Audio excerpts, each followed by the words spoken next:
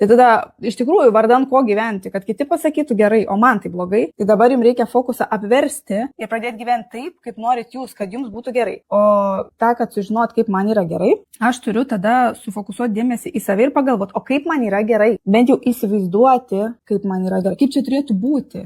Pradžiai įsivaizduoti. Prisiminti, pavyzdžiui, tą pačią vaikystę, ką aš vykdavau, ką man patikdavo veikti, kuo man patikdavo užsiimti, kur atrodavo, kad laikas ištirpsta. Ir tiesiog ne šiaip, kad matyt prasme, nebūtinai tą prasme matyti, tos prasmės iš vis nereikia, kam reikalinga. Įdomu, kad būtų. Įdomu tiesiog. Kažkokia tai veikla, kur įdomu. Ir vieniems žmonėms ta veikla yra toks pastovus darbas ir jiems yra įdomu daryti tą patį per tą patį, pavyzdžiui, kasdieną, ne? Kitiems reikalingi daugiau pasikeitimai. Vietų pasikeitimai yra žmonių, ne, kurie negali vienoje vietoje dirbti. Tai gal jisai ten kažkoks pardavėjas ar kažkoks tai, kur po vietą lakstyti ir va ten pristatinėti produktus, pavyzdžiui.